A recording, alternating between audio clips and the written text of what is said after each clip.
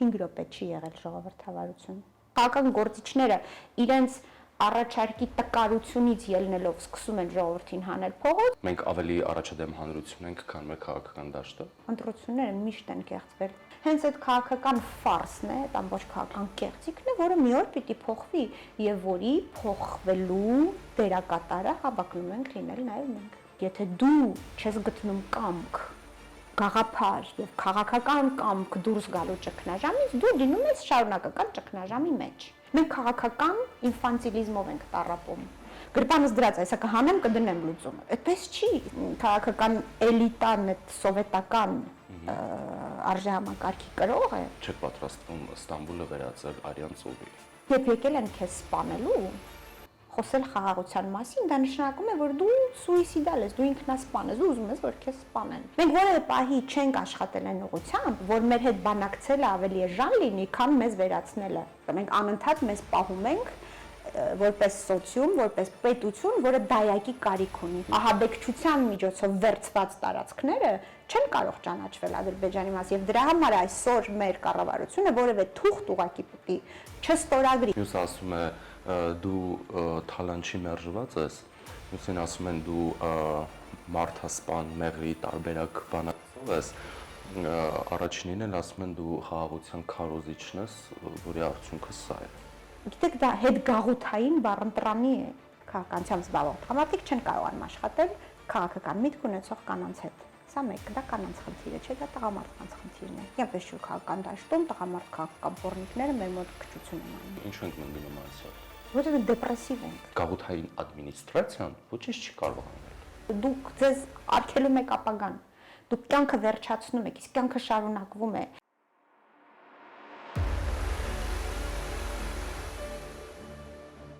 Ողջույն, սահմանը այսօր անցնելու ենք ձայն լիբերտար պահպանողական կուսակցության նախագահ Արուսյակ Հայրապետյանի հետ խոսելու ենք մեր քաղաքական դաշտի մասին, դրա տրանսֆորմացիաների ու առհասարակ արտահերթ ընտրություններին ընդառաջ մեր քաղաքական որակի ընտրության հնարավորությունների մասին։ Ողջույն Արուսյակ։ Բարև ջան։ Ինչպե՞ս եք։ Շատ լավ, դուք։ Ես էլ շատ լավ։ Արուսյակ, դուք հիմնադրեցիք նոր կուսակցություն ձայն անունով։ Նախ կխոսենք բնականաբար անվանման մասին, թե ինչու ձայն, կարող ենք նաև կռահել, բայց ընտրություններին մասնակցության հայտ չներկայացրեցիք։ Այո։ Որն էր այդ դեպքում նպատակը։ Ձայն լիբերտար պահպանողական կուսակցությունը չի ստեղծվել մեկ ընտրությունների մասնակցելու համար։ Մենք պատրաստվում ենք մասնակցել հաջորդ ընտրություններին, հետո հաջորդ ընտրություններին, այսինքն կուսակցությունը չի ստեղծվել մեկ նպատակով, այլ երկարատև քաղաքական, գաղափարական աշխատանք Հայաստանի Հանրապետությունում տանելու համար։ Այս ընտրություններին չմասնակցելու երկու պատճառ կար։ Առաջինը, որ մենք օբյեկտիվորեն պատրաստ չէինք, այսինքն կուսակցությունը նորաստեղծ է, մենք ունենք թիմ բավական որակով, բայց որը դեռ փոքր է։ Եվ երկրորդը, որովհետև նայելով ամբողջ իրավիճակին քաղաքական եւ թե ովքեր են պատրաստվում մասնակցել ընտրություններին եւ ինչպես են զարգանում ընդհանրապես process-ները, թե նախընտրական եւ թե հիմա էս ընտրարշավը համարենք սկսված, գիտեք, առանձնապես ցանկություն չկար լինել այդ ընդհանուր աղմուկի եւս մեկ բաղադրիչ ինչ-որ մի մաս, որ դրանց օգուտ չէր լինելու ոչ մեզ, ոչ նամանավանդ հայկական քաղաքական դաշտին եւ առավել եւս հայոց հանրությանը։ Ինչու ձայն, ինչպես է լսել լինելու այդ ձայնը։ Ձայնը հենց դրա համար ձայն, որովհետեւ մենք գտնում ենք, որ աղմուկը սարսափելի շատ է Հայաստանի Հանրապետությունում, հատկապես քաղաքական դաշտում, բացառապես աղմուկ է, բացառապես ինչ-որ մտքեր են եւ գաղափարներ են, որոնք որևէ արժեք չունեն, այլ ստեղծում են sense այսպիսի մի աղմուկ, որի մեջ ողջամիտ ձայները չեն լսվում։ Իրականում այն, ինչ հիմա տեղի ունենում Հայաստանում, դա քաղաքական սերնդափոխություն է։ Եվ այդ process-ը մենք համարում ենք անհրաժեշտ, մենք մեզ դիրքավորում ենք որպես դրա մի մաս եւ շատ ուշադիր է պետք լինել դրան։ Քաղաքական սերնդափոխության մաս եք նաեւ դուք։ Այո, ես համարում եմ, որ այն բոլոր կուսակցությունները, որոնք հիմա ստեղծվում են, դրանք քաղաքական սերնդափոխության անհրաժեշտության պատասխանն են։ Բնական է այդ բոլոր կուսակցությունները, որովհետև քանակը բավականին շատ է եւ մի պահ նույնիսկ դժգոհություն առաջացրեց, որը տրամաբանական չէ, որովհետև մենք միշտ ասում ենք, որ ընտրություն չունեինք, չէ՞, մինչեւ հիմա մենք ընտրություն առանձնապես չենք ունեցել։ Հիմա չենք կարող ասել, որ ընտրություն չունենք։ հնարավոր է որ նրանց որակը կամ վերած գաղափարները ձեզ դուրս չգան կամ համարենք որ դեռևս դա այն որակը չէ որը մենք կուզենք, բայց քաղաքական սերնդափոխությունը տեղի է ունենում եւ մենք ֆիգուրալ ասած քաղաքական առաջի դասարանից շանս ունենք տեղափոխվել երկրորդ դասարան։ Իրականում հիմա կա ընտրություն։ Այդ քաղաքական ուժերից ոչ բոլորը իհարկե այսպես ասած կենթանի կմնան ընտրություններից հետո, նրանց ոչ բոլորն են որ քաղաքական գաղափարախոսության իրական կրողներ են կամ արժեք են բերում, բայց նրանց մեջ վստահաբար կլինեն մի 10-15%-ը, որը նոր խոսք կբերի հայկական քաղաքական դաշտում եւ մենք հավակնում ենք լինել հենց այդ խմբում։ Ընտրությունը այսինքն վատի եւ վատագույնի միջև չէ։ Չէ, հիմա արդեն այլևս չէ, որովհետեւ հիմա կան նաեւ նորերը, որոնք դեռ պիտի ցույց տան, իրանք լավն են, ավելի լավն են, թե շատ լավն են։ Արուսյակ նշեցիք, որ համատարած աղմուկի մեջ հենց պակասում է ձայնը։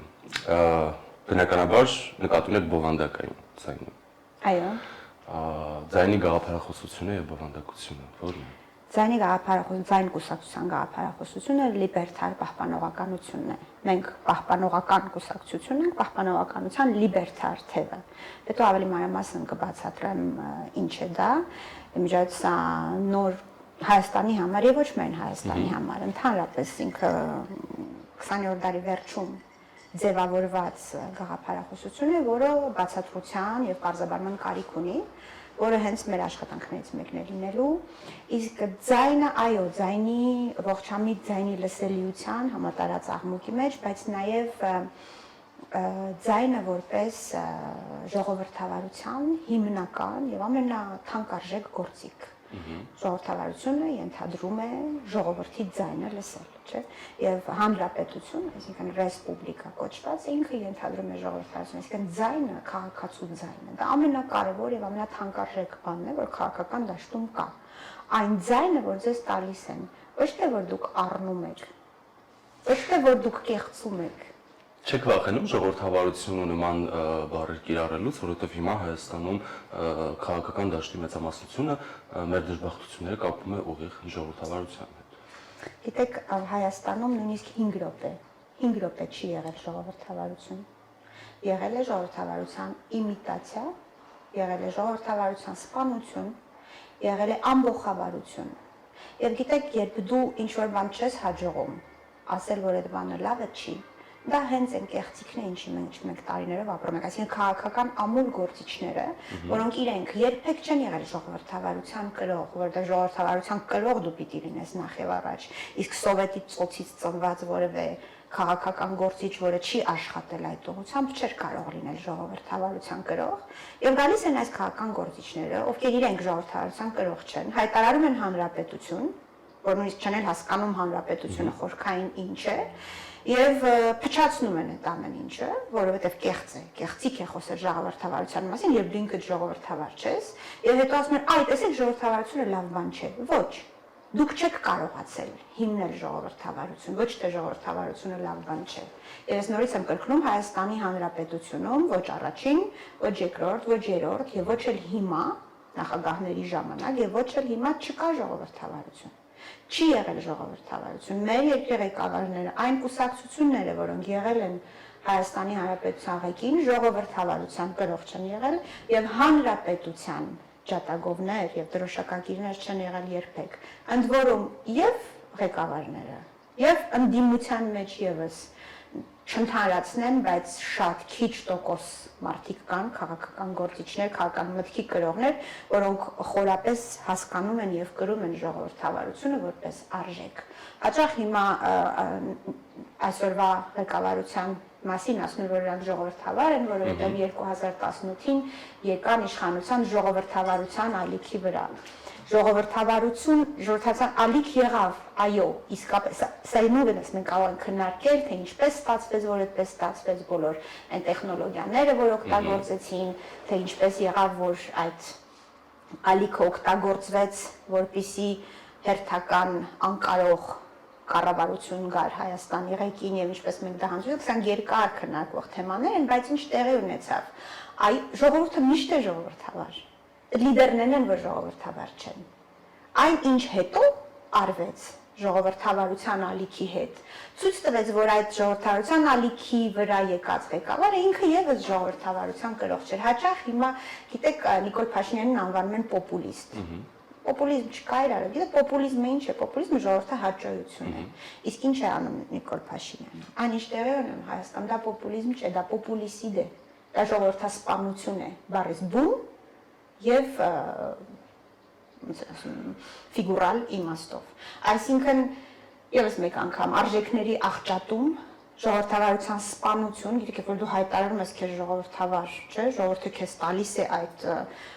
շատ մեծ տոկոսով վստահությունը, որը ունես։ Իսկ հետո հենց ամեն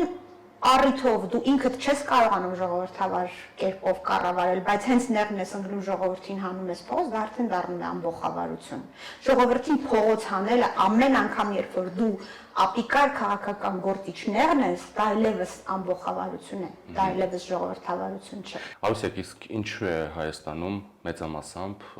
հարցերի պատասխանները փնտրվում փողոցում։ Երկու պատճառ ես հենց այսպես ապրիորի կարող եմ ասել, դա մեկը դա կառավարման հմտությունների պակասն է, որտեղ երկրի ղեկին գալիս են մարդիկ, ովքեր չունեն այդ հմտությունները կառավարելու հանրապետություն, եւ երկրորդը դա քաղաքական մտքի տկարությունից է։ Գիտեք, ինքան հեշտ է փողոց դուրս գալ գոռալ, այդ կործանարար, այդ քանդող, այդ դեստրուկտիվ շարժումները ժողովրդի էմոցիայի վրա խաղալով, անբավարարության, վախերի, գիտեք այն ախույր կրքերի, որոնք որ ես սա մասին սիրում եմ խոսել, կրքերի վրա, զգացմունքների վրա խաղալով անել ինչ-որ այսպես շարժումներ, հու, դա շատ ավելի հեշտ է, քան օրինակ պատասխանատու քաղաքականություն կերտել, քան օրինակ հստակ կարողանալ կառավարել, ունենալ իդեալ եւ քո երկիր եւ քո պետությունը զարգացնել այդ ուղղությամբ։ Այսինքն այդ բոլորը տկարության նշաններ են։ Ավելի ծիծաղելի բան ասեմ, ես վերջերս քաղաքական այս process-ում, որ ստեղծվում է, հիմա գնում ենք ընտրությունների եւ այլն, մարդիկ քաղաքական կուսակցություն են ստեղծում, այսինքն դառնում են ինստիտուտ, կուսակցությունը ինչ է, ինքը ինստիտուտ է, գործիք, որով դու պետք է քաղաքականություն անես, եւ լինել քաղաքական կուսակցության ղեկավար, մեկ էլ հանկարծ տեսնում ես Facebook-յան լայվը միացած ու սկսես բոլորին ասել դուրս եկեք փողոց։ Դա քաղաքական ակտիվն է, դա քաղաքտիվություն է, դա civil society-ն է, քաղաքացիական շարժումներն են եւ այլն, բայց քաղաքական կուսակցության ղեկավարը ինքը պիտի լուծումներ բերի, ոչ թե դուրս գա փողոց։ Փողոցը դա հենց ընդդիմության, դա ժողովրդի, այսպես ասած, տարածքն է, հասկանում, ժողովուրդը պիտի որոշի երբ է ինքը փողոց դուրս գալիս։ Բայց որ քաղաքական գործիչները իրենց առաջարկի տկարությունից ելնելով սկսում են ժողովրդին հանել փողոց, նշանակում է նորից ասեմ, դա ուղղակի քաղաքական մտքի ամլության արգասիկ է։ Ո՞րն է ձայնի իզմը։ Լիբերտարիան պահպանողականությունը, լիբերտարիան կոնսերվատիզմը։ Այո,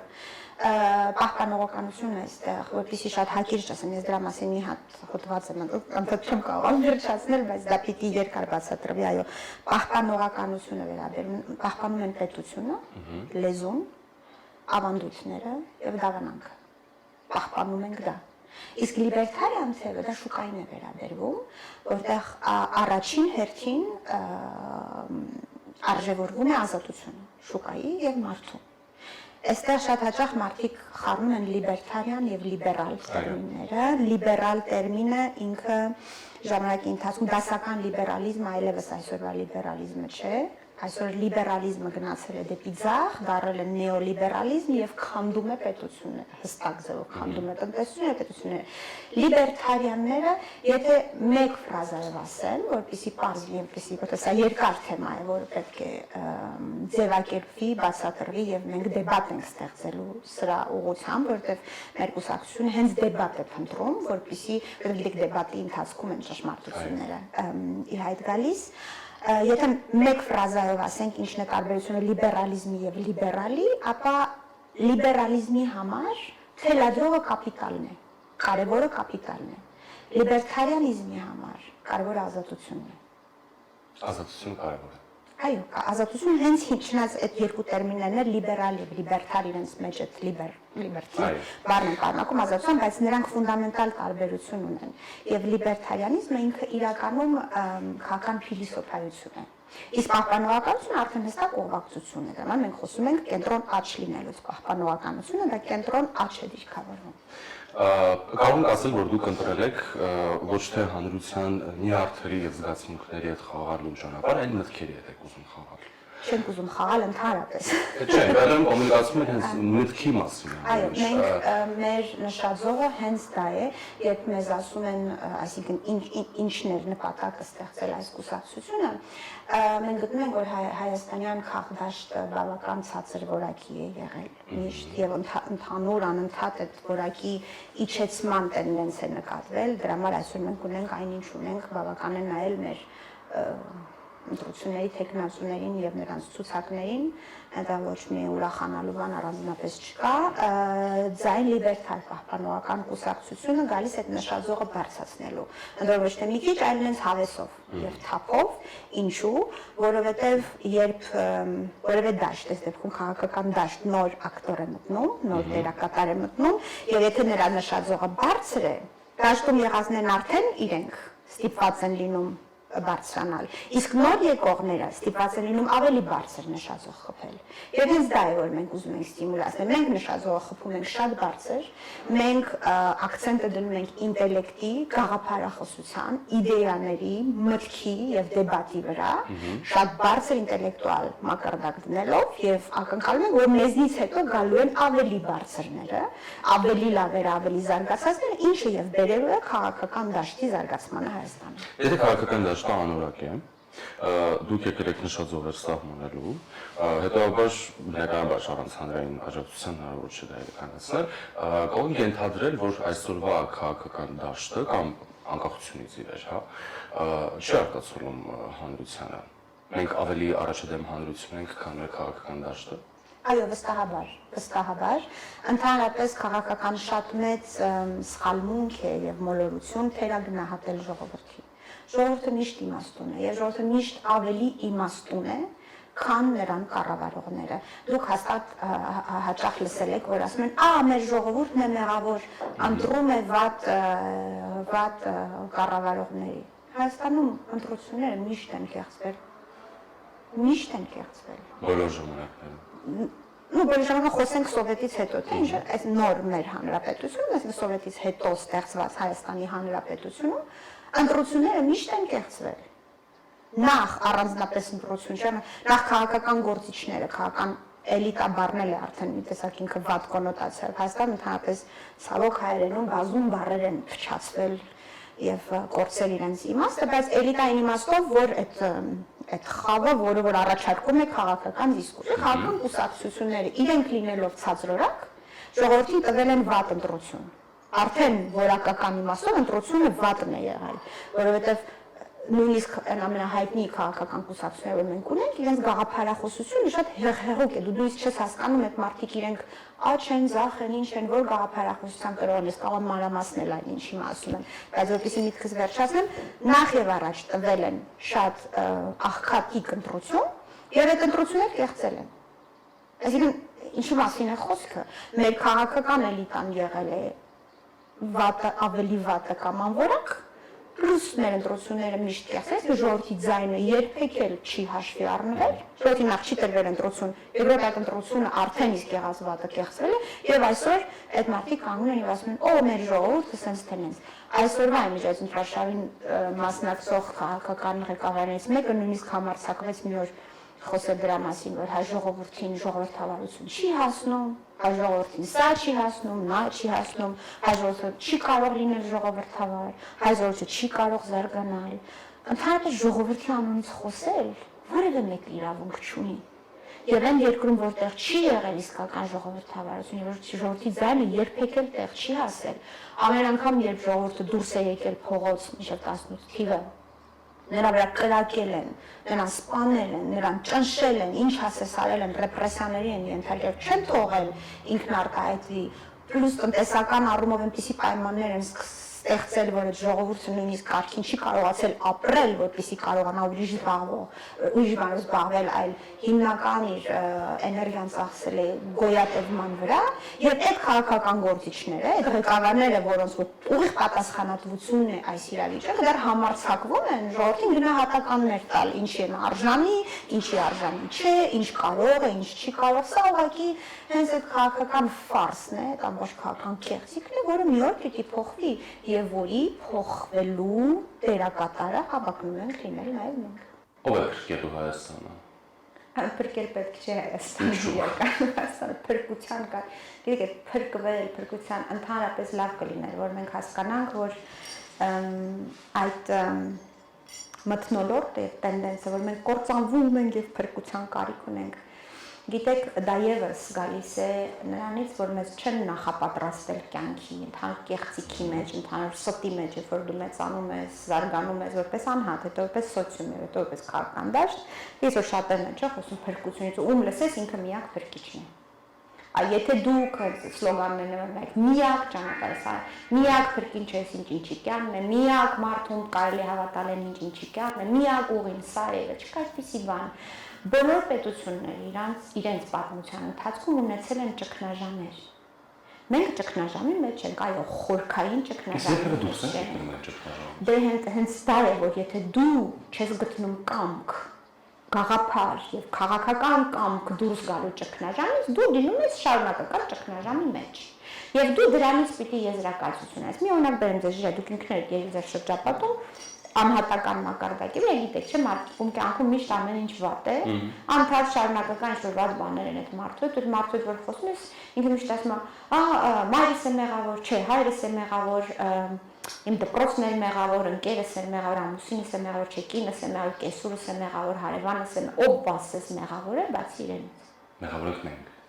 Իհարկե։ Հավաքական մեղավորություն։ Թե անհատական, թե հավաքական, թե պետական մակարդակով, այն ամեն ինչ որ քո հետ լինում է, դրա կերտողը եւ դրա պատասխանատու դու ես։ Իհարկե մենք ունենք մեղմ ասած ոչ շատ հաջող հարևաններ, բայց սա նոր չի, չէ՞, մենք դարերով ենք ապրում, չէ՞, այս տարածքում, եւ չենք անհայտանալու այստեղից, չէ՞։ Գիտեք, նույն այսօրվա այդպես բարեհաճող ապրող եւ թվացial կամ իրական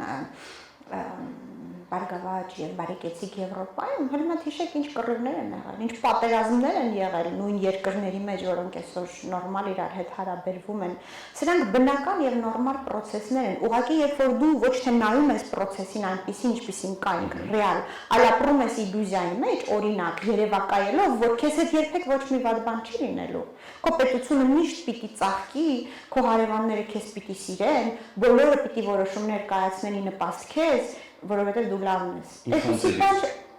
այո, շատ ճիշտ բառ օգտագործեցիք։ Դա կոչվում է ինֆանտիլիզմ, որպեսզի չասեմ հայկական շատ ավելի կոպիտ տհաս բառը, բայց ինչպես մարդիկ են լինում տհաս, են որ չեն մեծանում, չէ՞, ասենք 30-40 տարեկան մարդը իրեն պահում 5 տարեկան երեխա։ Մենք քաղաքական ինֆանտիլիզմով ենք տառապում։ Պրոբլեմները լինում որն է մեկը, թող երբեք չհավակնի, որ իր կյանքը կամ իր պետության կյանքը կամ սոցիումի կյանքը լինելու այսպեսի վարդագույն գետ, որ այսպես հոսելու է, բոլորը քեզ սիրելու են, բոլորը քեզ պուպուշ, այդպեսի բան չկա։ Բայց մենք այդպես ենք մտածել։ Միշտ մեզ կերակրել են այդ գաղափարները։ Դες խալ են կերակրել։ Դա հենց այդ կրթության եւ դասիրակության արգասիքն է, գիտեք, ես միշտ իմ դասընթացների ժամանակ ասում եւ իմ ворթիներին են միշտ կյանքին պիտի պատրաստ լինես, իսկ կյանքը դա այդպես վարդագույն եւ երկնագույն հրաշք չէ։ Կյանքում լինում են լավ օրեր, լինում են վատ օրեր, լինում են խնդիրներ, լինում են խնդիրներ, եւ դու պիտի կարողանաս այդ խնդիրները լուծես։ Եթե դու շարունակաբար չես կարող խնդիրները լուծես, դա քո խնդիրն է, նշան դու պատրաստված չես կյանքի։ Եվ չի լինում այդպես, որ ամեն ինչ միշտ շատ լավ է լինում։ Մենք նույնիսկ հիմա բոլորը տեսեք, որ քրկիչից են խոսում կամ լուծումից, ասենք լրագրողները որ հասնում, իսկ ո՞րն է լուծումը։ Ուտեղ ես միշտ պապանձում եմ, որովհետև գրպանս դրած է, սա կհանեմ կդնեմ լուծում։ Այդպես չի, այս ամեն ինչը հատկապես քաղաքականությունը, հատկապես գեոպոլիտիկան, հատկապես տարածած շրջանային զարգացումները բազմաշերտ, բազմաբովանդակ, բազմաուղղություն, բարդ, կոմպլեքս մեխանիզմ են, որը դու պիտի տիրապետես որպես քաղաքական ուժ, քաղաքական կառույց,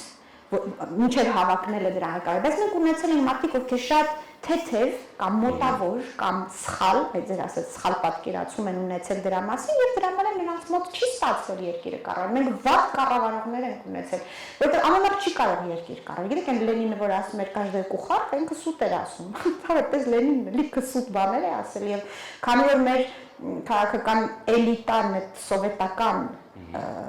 արժեհամակարգի կրող է, ինչը ստացվել է սովետական ժառանգությունը, որը 90-ականներին վերջացավ եւ որտեղից դուրս եկան մարդիկ, ովքեր փոխանակկրթվեին, զարգանային եւ շարունակեն, այդ այնտեղ եղած լավ բաներն էլ մուտացվեց, փչացվեց, խառնվեց նեոլիբերալ ինչ-որ էլի մոտավոր գիտելիքների մասին, դարձավ sense monster։ Այդ monster-ը այդ ճահիճն է, որի մեջ ենք մենք եւ որի միջից մենք պետք է դուրս գանք հեշտը լինելու, ոչ, դա շատ դժվար բան է։ Եվ դա մի տարում չի լինելու, վաղը չի լինելու, վաղը չեմ մյուսօրն էլ չի լինելու, սա երկար եւ շարունակական process է։ Այո, մենք հասունացման process-ում ենք։ Մենք կամ կհասունանանք եւ կկարողանանք մեր կյանքը կառուցել եւ նույնիսկ դժվարությունները հաղթահարել եւ լինել կայացած պետություն, ինչպես որ լինում են կայացած անհատներ, կամ կլինենք հավերժ ֆրուստրացիայի մեջ, լինում են, չէ՞, հասուն մարդիկ, որոնք 30, 40, 50 տարեկանում դեռևս փնտրտուքների մեջ են։ Մենք պետք է ոչինչ հասունանալ։ Այսինքն, կարող եմ հետևություններ անել, որ դուք չեք պատրաստվում Ստամբուլը վերածել Արյան ծովի։ Ինչի համար է պետք Ստամբուլը վերածել Արյան ծովի։ Իրենք են չեն գնալու այստեղից։ Իրենք չեն գնալու այստեղից, մենք էլ չենք գնա, սա շատ լավ հարց է։ Մեր հարևանների հետ մենք պետք է սովորենք ապրել։ Այստեղ նույնպես պետք չի ընկնել մի ծայրահեղությունից մյուսը, մենք կամ թուրքերին ատում ենք, կամ որոշում ենք, որ մենք պիտի խաղաղություն հաստատենք իրենց հետ։ Գիտեք, երբ եկել են քեզ սպանելու, խոսել խաղաղության մասին, դա նշանակում է, որ դու սուիսիդալ ես, դու ինքնասպան ես, դու ուզում ես, որ քեզ սպանեն։ Այս վերջերս մի միջավայր կուզեմ դրան անդրադառնալ։ Այդ խաղաղության մասին, երբ որ սկսում են խոսել, ասենք, որ նորմալ մարդը չէ ուզի, չէ խաղաղություն։ Որ նորմալ մարդն է ուզում պատերազմ, որևէ նորմալ մարդ ես չեմ ճանաչում, որ ուզում է պատերազմ։ Բայց երբ որ եկել են քեզ սպանելու, երբ որ դու հստակ գիտես, որ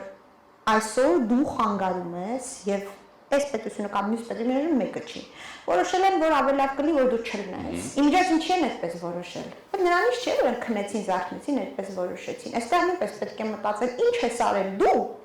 որ այս մարդիկ ոչ թե ուզում են քո հետ աշխատել,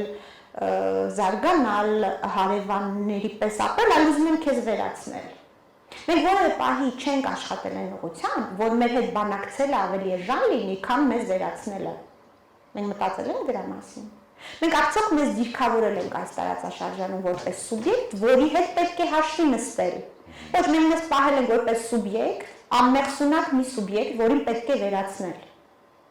Հասկանում եք, եւ հիմա մենք պիտի փոխենք դա։ Մենք պիտի դառնանք, ես միշտ ասում եմ, մենք պիտի ուղիղ խոսենք մեր հարևանների հետ։ Այո, մենք ուղիղ պիտի խոսենք Թուրքիայի հետ, առանց մի շփ։ Դա չի որ մենք Թուրքիայի հետ խաղաղ գնանք, ասենք եկեք խաղաղ։ Մենք այսօր հատկապես պարտվածը խաղաղություն չի թելադրում։ Խաղաղություն թելադրում է հաղթողը։ Մենք պիտի հաղթենք, հետո պիտի խաղաղություն, երբ որ մենք կհաղթենք, այդ ժամանակ մենք կարող ենք խոսել խաղաղությունից։ Իսկ որտե՞ղ է գալու այդ խոսելու ազդակը, արդյոք Երևանը պետք է ջատագովը դրա լինի եւ նախաձեռնողը։ Բա ով պիտի լինի։ Այսինքն չպետք է սпасել ազդակի օրինակ նույն Թուրքիայից։ Եթե մենք ենք որոշում մեր ճակատագիրը, եթե մենք ունենում ենք քաղաքական կամք, մենք որոշում ենք, որ մենք այլևս ոչ թե անմեղսունակ եւ պետություն ունենալ չկարողացող եւ պետություն պահել չկարողացող անմեղսունակ ազգ ենք, այլ ասում ենք ոչ, մենք քաղաքական ազգ ենք, որը կարող է ունենալ, պահպանել եւ զարգացնել պետություն, նշանակում է խոսելու ենք մենք։ Այդ դայակ ունեցողի ոնց են ասում, հոգեբանությունից պետք է դուրս գալ։ Մենք անընդհատ մեզ պահում ենք որպես սոցիում, որպես պետություն, որը դայակի կարիք ունի։ Այդ տեսեք մեր հիմիկվա դայակը, որին մենք ենք իմիջիայլոց թույլ տվել ունենալ դայակի դերը, մեզ չի բավարարում, եկեք մի հատ ուրիշ դայակ գտնենք։ Այս դայակը լավը չէր, մեզ մի հատ ուրիշ դայակ։ Փոխանակ մենք մտածենք, որ մենք հասունանանք, այլևս դայակի կարիք չունենանք։ Մենք կպած ավելի լավ դայակ ենք ման գալիս եւ դա չի լինելու, դա պարտվողական, դա պետությունը իրեն այդպես չի կարող պահել, հասկանում եք, մենք հայտարարել ենք, չէ՞ մեզ Հայաստանի Հանրապետություն։ Մենք ունենք անկախության հռչակագիր։ Ինքնիշխան Հայաստանը սևով սպիտակի մեջ գրված ստորագրած է մեր հռչակագրում։ Ռեսպուբլիկա, հանրապետություն ենք, չէ՞ մենք մեզ հռչակել։ Դա ինչու մեզ մենք այդպես չենք պահում։ Խոսողները դավաճաններ են։ Ով է խոսում։ Հայրենիների հետ։ Ոնց տենց, այսինքն այն մարդիկ, ովքեր փորձում են այնպես անել, որ դու ոչ թե լինես սուբյեկտ, որին պետք է սուբյեկտը չէ, օբյեկտ, որին պետք է վերացնել, այլ դառնալ սուբյեկտ, որի հետ պետք է հաշվի նստել, դա կոչվում է դավաճանություն։ Դե ասում են Թուրքիայի հետ, Ադրբեջանի հետ ինչ խոսալ։ Պետք է հստակ կողմնորոշվենք իրենք թշնամի ու վերջ։ Դա հենց է էլի բերել մեզ այսօրվան ժիրայր այդ պրիմիտիվ, պարզունակ, կենցաղային մոտեցումը քաղաքականությանը, գիտեք, երբ որ ասում են, որ թնդանոթները սկսում են կրակել, երբ դիվանագիտությունը պարտվում է, ձեր ասած այ հենց դրա արգասիքն է, երբ որ դու չես կարողանում դիվանագիտություն անել իշահ քո պետությունը դրանից միայն տուժում է, եւ մենք այսօր դրա հենց թաթերաբեմն ենք, որ մենք այնքան տկար դիվանագիտություն ենք ունեցել, այնքան տկար բանակցությունների, այնպիսի տկար, այնպիսի վատ բանակցողներ են եղել, այնպիսի անորակ դիվանագետներ են եղել, այնպիսի անորակ քաղաքական եւ պետական այրեր են, որ եկել հասել ենք այսօրվան։ Քաղաքականությունը այդպես չի, դու շրջապատված ես թշնամի, ով չէր ուզի վերցնել հայը, բարձր չէ, որ նրանք դա ուզում են, բա հենց քո հմտությունը քաղաքականեն պիտի լինի, որ այդ հարցը ընդհանրապես օրակարգից դուրս գա, որ մարդիկ հասկանան, որ չեն կարող իրենք հավակնել քեզ վերացնելու։ Իսկ դրա համար դու պիտի խոսես իրենց հետ ուղիղ աչքերի մեջ նայելով եւ հստակ դնելով քո պայմանները։ Եթե մենք դա անեինք 90-ականներին, մենք այսօր կարող այսօրին չլինեինք։ Իմիջիայց հետ վերադառնալով 90-ականները եւ մեր առաջին Արցախյան պատերազմի հաղթանակը, ես կուզեմ մի բան ֆիքսել մեր հանրության համար եւ կուզեմ, որ սա իսկապես լավ շեշտվի, որովհետեւ մեր հանրության զգացմունքների վրա խաղում են, մանիպուլացնում են, դուք ինձնից լավ գիտեք, մեդիան, այդ նախկինները, ռևանշիստները եւ այլն։ Գիտեք, ինչպես որ մեր ժամանակ, չէ, մենք ինչ որ տարածքներ գրավեցինք, որոնք քանի որ չկարողացանք կոնսոլիդացնել միջազգայինորեն ճանաչված, դրանք այդպես էլ մերը չեղան եւ մի օր Ադրբեջանը դրանք հետ վերցրեց։ Ես ձեզ հավատացնում եմ, որ այն բոլոր տերիտորիաները այսօր տարածքները, որ Ադրբեջանը անօրինական եւ անիրավ կերպով վերցնում է, նույն ձևել խելոք հետ է տալու, երբ որ մենք կսկսենք ճիշտ քաղաքականություն վարել, որովհետեւ այդ ինչ որ ինքն է իրեն թույլ տալիս Ադրբեջանը այսօր, ինչ որ քաղաքական եւ միջազգային ահաբեկչություն է, որևէ մեկը չի ճանաչելու։ Ես ձեզ հավատացնում եմ, շատ ցավալի process է հիմա տեղի ունենում, բայց հենց դա է, եթե մենք այսօրվանից չենք կարող, բայց մեր հաջորդ քաղաքական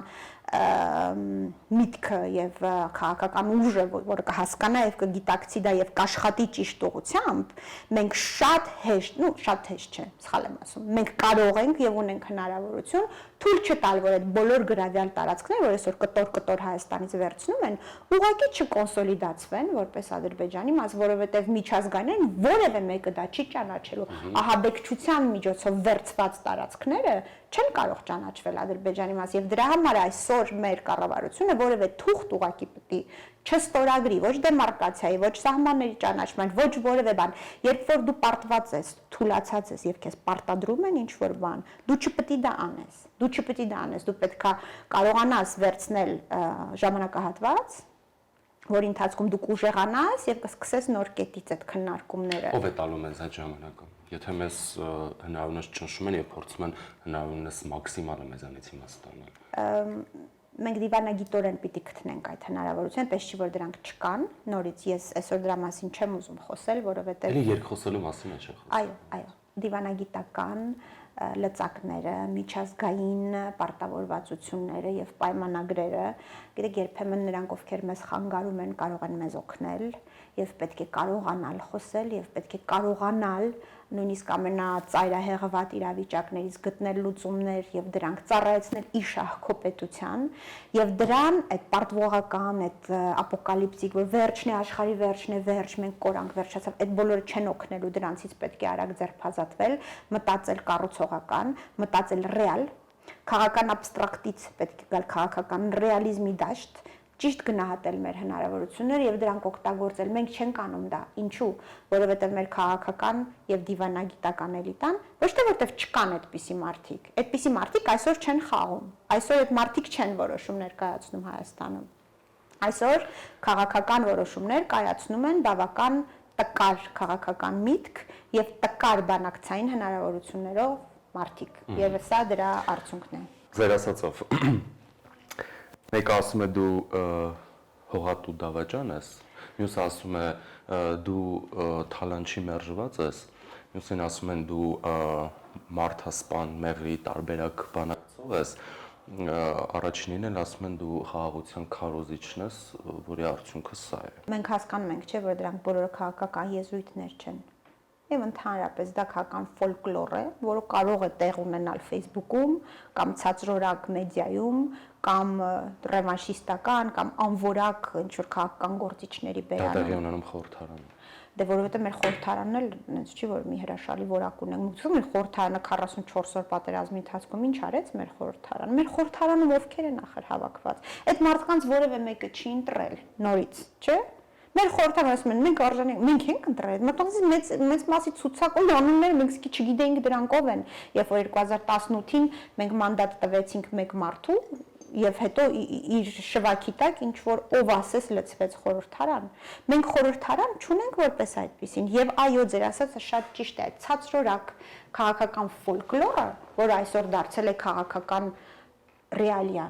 Դա պիտի հենց այդ որակի մասին է խոսքը, հենց այդ որակի բացառման համար ենք նաև մենք ստեղծվել, որովհետև քաղաքական դիսկուրսը չի կարող լինի կենցաղային մակարդակի ձեր ասած քաչալ շուն, գողփիսո, դա քաղաքականության հետ աղերս չունի, այդ բառընտրանին, այդ դիսկուրսը, այդ հենց այդ որ բերել իջացել են մեզ այդ մակարդակին եւ չեն թողում որպեսի մենք դրանից տաղմուկն է։ Այդ բոլոր բաները, այդ էպիթետները ոնց ասեմ, դա հենց այդ քաղաքական աղմուկն է։ Ոնց որ օրինակ հակառուս կամ պրոռուս, հակարևմտամետ կամ արևմտամետ, որը որ հստակ, գիտեք, դա հետգաղութային բառընտրանի է, տկար հետգաղութային, դրանք կեղծ եզրույթներ են։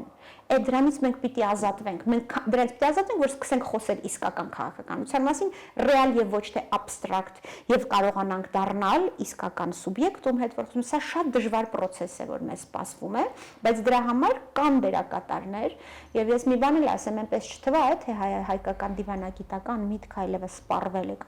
ներողություն կամ հայկական քաղաքական միտք այլևս ամուլ է, ոչ։ Ուղղակի մինչև հիմա եւ հիմա հատկապես ասում եմ քաղաքական որոշումներ չեն կայացնում ոչ քաղաքական միտք ունեցողները, ոչ դիվանագիտական միտք ունեցողները, ցավոք, այն լավ մասնագետները, որոնք որ կարող են դրանից զբաղվել, իրենք ուղղակի մի կողմ մղված են եւ չկան եւ չեն գործում քաղաքական դաշտում։ Արուսյակ, քաղաքականություն, կին, ամուսնացած, երեխատեր, մեր քաղաքական դաշտը այնպես է ապականված, որ մասնավորապես նաև շատ կանայք, որոնք կարող են որոշակի իրավիճակ փոխել, այսպես ասենք, եղանակ ստեղծել, չեն ցանկանում մտնել քաղաքական process-ների մեջ կամ քաղաքականությամբ զբաղվել, որովհետև քաղաքականությունը Հայաստանում հավասարեցված է հենց անբարոյականության հետ։ Քաղաքականությամբ զբաղվողը չի կարող չլինել, այսինքն պետք է լինի ստող, կեղծավոր, անբարո, քաղաքականության մեջ կանանց միշտ թիրախավորում են, կանանց նրանց սեռական պատկանելիության, նրանց հագու կապի, վարքի, ընտանիք ունենալ, չունենալու ու այսպիսի բաների հետ։ Հիմա ինչ եք դուք ձեզ դրել այդ հարվածի տակ։ Սա նաև ավելացրեք այն, որ ասում են, որ կուսակցությունները շատ վատ բան են եւ ես պատասխանեմ ձեր հարցին ընդհանուր։ Նախ կանանց եւ քաղաքականության մասին այդ կոնտեքստում նշենք, որ կանայք ովքեր ունեն քաղաքական պոտենցիալ չեն ուզում զբաղվել քաղաքականությամբ։ Իրականում դա նրանից է, որ քաղաքական տղամարդիկ քաղաքականությամբ զբաղվող տղամարդիկ չեն կարողանում աշխատել քաղաքական միտք ունեցող կանանց հետ։ Սա մեկ, դա կանանց խնդիրը չէ, դա տղամարդկանց խնդիրն է։ Մեկ։ Երկրորդը քաղաքականությամբ զբաղվում են պոռնիկները։ Քաղաքականությունը պոռնիկություն է։ Քաղաքականությունը պոռնիկություն է, եւ դրանով զբաղվում են պոռնիկները։ Եվ պոռնիկ լինել կարող են եւ կանայք եւ տղամարդիկ, այնպես չէ քաղաքական դաշտում տղամարդ քաղաքական պոռնիկները մեր մոտ քչություն են անում։ Ինչ վերաբերում է կին լինելուն, ես շատ կցավեմ, որ ինձ ընտրեն նրա համար, որ ես կին եմ, ինչպես եւ շատ կցավեմ, որ ինձ չընտրեն նրա համար, որ ես կին եմ։ Ունենք ընդդիմություն, ունենք իշխանություն, հիմա իհարկե շատ բաներ խառնվել է։ Ըստ ձեզ այս ընտրություններով ինչ ընդդիմություն ենք ձևավորելու, ինչ իշխանություն պիտի ձևավորենք եւ ինչպիսին պետք է լինի հաջորդ 8-րդ գումարման ազգային ժողովի ընդդիմությունը։ Իշխանությունը որքան էլ լավը կամ վատը լինի, որքան էլ իրատես լինի կամ չլինի, իրականությունից կտրված լինի, չլինի, հեռատես լինի, չլինի, ընդդիմությունը այն կարևոր բաղկացուցիչն է իշխանության, որը իշխանական լծակներ կրողներին միշտ պետք է բերի կոնստրուկտիվ, կառուցողական, իրական դաշտ։ Ինչ ընդդիմություն ենք մենք ձևավորելու այս մեր ապագա խորհրդարանում, եթե այսպես նայում ենք, հա, պատկերը ինչ է կատարվում եւ ովքեր են մասնակցում եւ եթե հավատանք հարցումների արդյունքներին, արդեն մոտավոր պատկեր կարելի է տեսնել։ Գիտեք, ես մեծ սպասելիքներ այս ընտրություններից չունեմ, դա է նաև պատճառը, որ մենք այս ընտրություններին չենք մասնակցում։ Ես չեմ կարծում, որ ձևավորվող ազգային ժողովի երկարատև է լինելու, ընդհակառակը, կարծում եմ, որ դա շատ կարճ կյանք է ունենալու եւ մենք դիպչելու ենք հատակին, որ ասում են, այդ հատակը, որի մասին անդադ վախենալով հիշում ենք, հենց լինելու է մեր հաջորդը ազգային ժողովը երկար չի տևելու որևէ քաղաքական նոր ես ճիշտն ասած հիմա մի քիչ վերապահում մտցնեմ ես ինքս լինելու եմ ընտրող չէ որովհետեւ մենք չենք մասնակցում ընտրություններին այսինքն ես ինքս ամսի 20-ին պիտի գնամ ընտրելու ես սպասում եմ քաղաքական ծրագրերին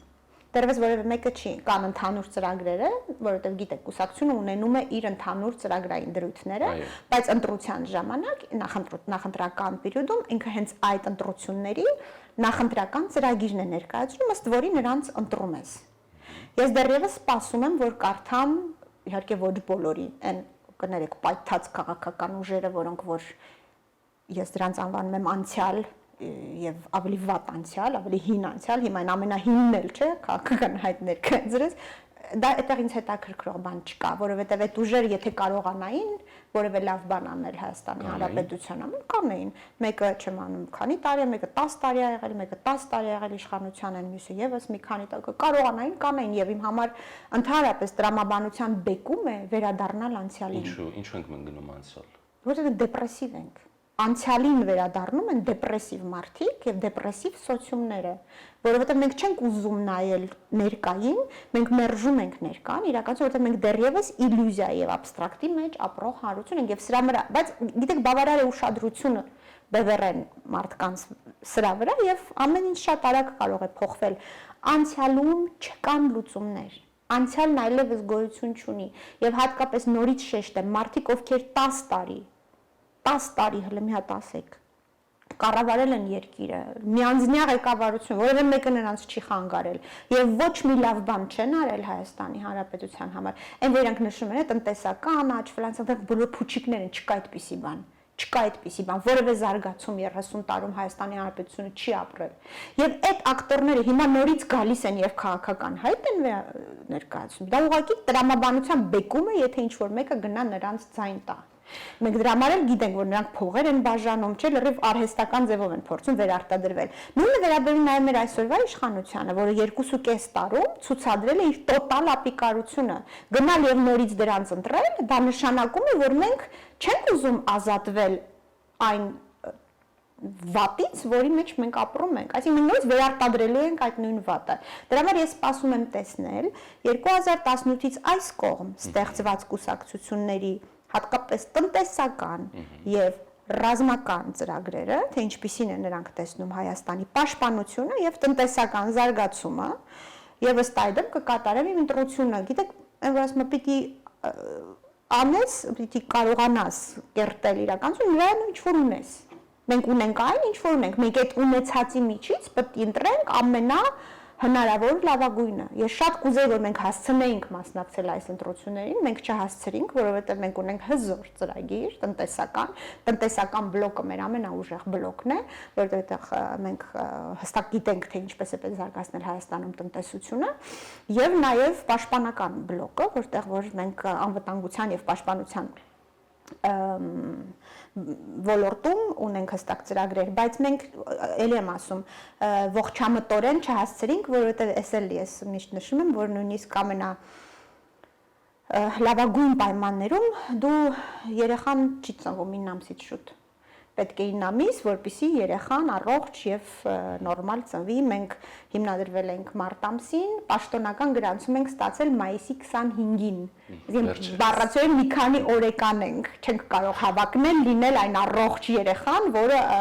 հասկանում եք, չէ՞, սա ուղղակի ֆիգուրալ է տալիս։ Ամեն ինչ իր դրամաբանական ժամանակն ունի, մի փոքր ժամանակ եւ մենք կկարողանանք կոնսոլիդացնել եւ կրիստալիզացնել այն ամենը, ինչը որը ժամանակ է նաեւ պահանջում, որպեսզի բացատրվի, որպեսզի ներկայացվի, որպեսզի հանրությունը հասկանա եւ կարողանա քեզ ընտրել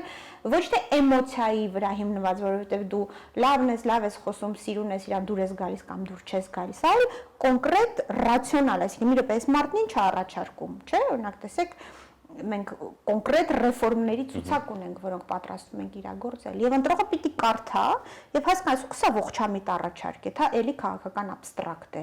Եվ ըստ այդմ որոշի ինքը ձայնը տալիս է այդ կուսակցությանը, այնպես որ վերադառնալով ձեր հարցին, ես այս ընտրություններից շատ մեծ սպասելիքներ չունեմ եւ կարծում եմ, որ մենք շատ արագ ունենալու ենք նոր ընտրություններ։ Այսինքն կարճ կյանքի ունենալու ապա։ Հա, ես միայն հույս ունեմ, որ շատ սարսափելի բաներ տեղի չեն ունենա, որովհետեւ որոշ գործող անձինք որոնք էլի հայտ են ներկայացրել ընտրություններին մասնակցելու, ամեն անգամ երբ դրանք հայտնվում են Հայաստանում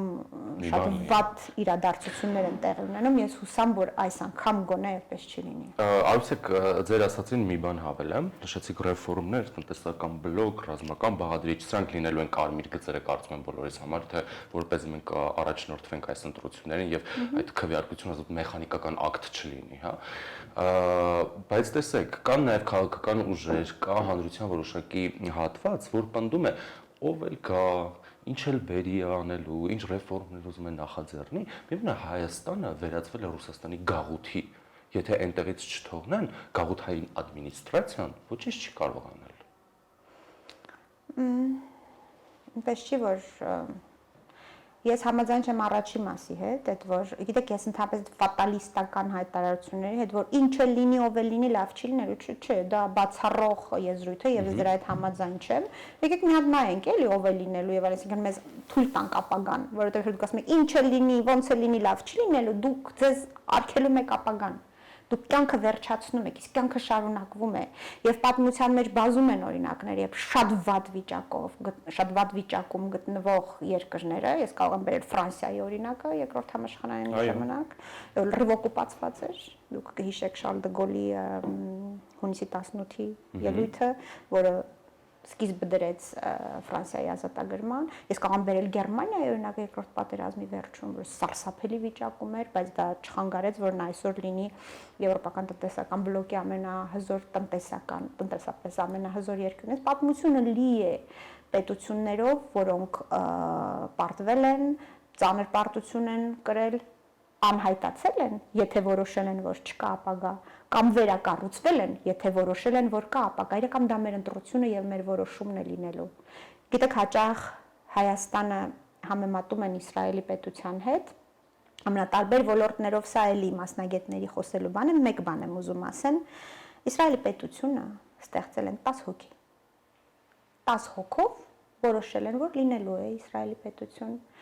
եւ այդ լրիվ ոչ ռեալ իդեալը պետական, որը բոլոր բաղադրիչներով անհնար էր ուղղակի, իրականացրել են 10 հոգով, ովքեր հավատացել են ուղղակի այդ իդեալին։ Շնորհակալ եմ։ Ես եմ շնորհակալ։ Ձեզ հաջողություն եմ մաղթում եւ իրոք դուք շատ ճիշտ նկատեցիք, պետք է մեզ թույլ տանք ապագան։ Շնորհակալ եմ ձեզ։ Շնորհակալ եմ, սիրով, մերսի։